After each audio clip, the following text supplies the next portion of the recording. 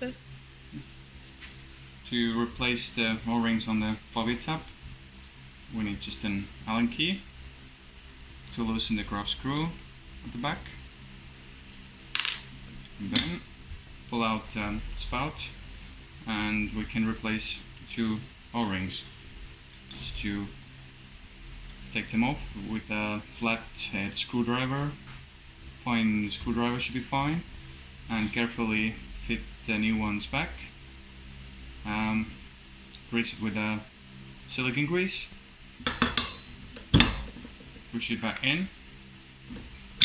There is a hole in this plastic clip.